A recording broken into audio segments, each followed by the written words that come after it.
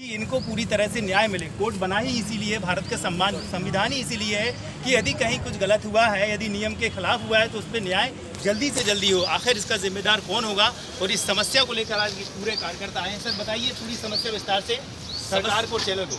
जी समस्या है, अपना नाम और परिचय बता दीजिए। मेरा नाम अभय कुमार दुबे है। हाँ। मैं इंसाफ की आवाज़ संगठन में प्रदेश प्रभारी हूँ मध्य प्रदेश में। हाँ।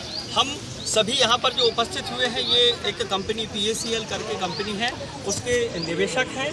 यह कंपनी भारत सरकार के विभाग मिनिस्ट्री ऑफ कंपनी अफेयर्स से रजिस्टर्ड थी। यह कंपनी 1983 से चलते हुए वर्ष 2014 में अचानक से केंद्र सरकार के विभाग सेबी के द्वारा इस कंपनी के नए बिजनेस को प्रतिबंधित किया गया। मामला माननीय सुप्रीम कोर्ट में गया और माननीय सुप्रीम कोर्ट से 2 फरवरी 2016 को एक अंतरिम आदेश पारित हुआ जो निवेशकों के हित में था।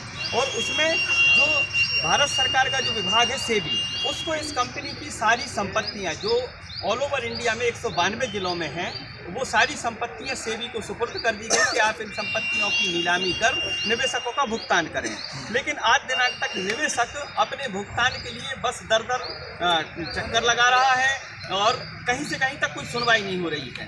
कई निवेशक तो ऐसे हैं जो अपने पैसे के इंतजार में स्वर्ग सिधार चुके हैं और उनका भुगतान कैसे होगा, उनके नॉमिनी को कैसे होगा, ऐसी तमाम प्रकार की समस्याएं। निवेशक का लगभग कितना पैसा आएगा इसमें? एक निवेशक का तो नहीं, ऑल ओवर इंडिया 49,100 करोड़ रुपए है। और अगर हम मध्य प्रदेश का आकलन करें तो मध्य प्रदेश में भी 2,800 करोड़ रुपए के समथिंग निवेशकों का देनदारी है।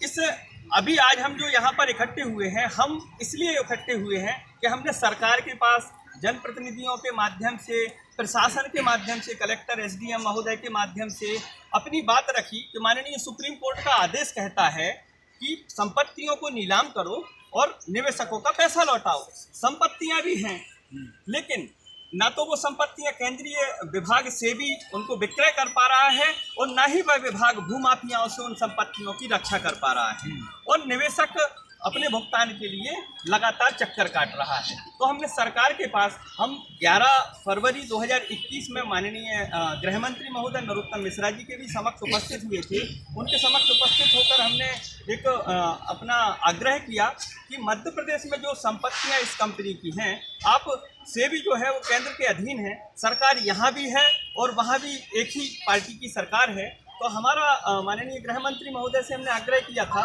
कि आप केंद्र सरकार को एक प्रस्ताव भेजें कि माननीय सुप्रीम कोर्ट के आदेश के पालन में एवं मध्य प्रदेश की जनता के हित में मध्य प्रदेश में मौजूद पल्स कंपनी की संपत्तियों को विक्रय करने की अथॉरिटी प्रदेश सरकार को दे दी जाए। प्रदेश सरकार संपत्तियों को अपने अधीनस्थ के माध्यम से विक्रय कर प्राप्त राशि को उपलब्ध कराएगा, जिससे मध्य प्रदेश की जनता को भुगतान में प्राथमिकता दी जाए। और ये पूरा निराकरणजनक हमारा उनसे आग्रह था, जिस पर माननीय गृह मंत्री महोदय द्वारा अप्रिशिएट किया गया था कि आपका सुझाव अच्छा है, हम भेजेंगे।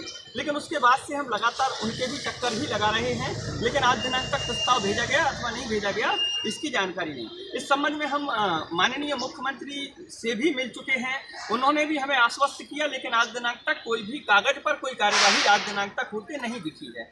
हम लोगों ने 12 जुलाई 2021 को मध्य प्रदेश की 28 जिला तहसीलों के माध्यम से माननीय मुख्यमंत्री महोदय को इसी मांग को लेकर ज्ञापन भी भेजा और उसमें बार आग्रह किया और उसमें कहा था हम लोगों ने कि 60 दिवस की अवधि में आप प्रस्ताव भेजकर संगठन को सूचित करें। और लेकिन आज दिनांक तक इस संबंध में भी कोई हमें जवाब नहीं मिल पाया है। इसलिए आज हम अपनी मांग की पूर्ति के लिए अपने जननायक माननीय मुख्यमंत्री महोदय के समक्ष उपस्थित हैं। और हमारी आज उपस्थिति आप देख सकते हैं इस चैनल के माध्यम से।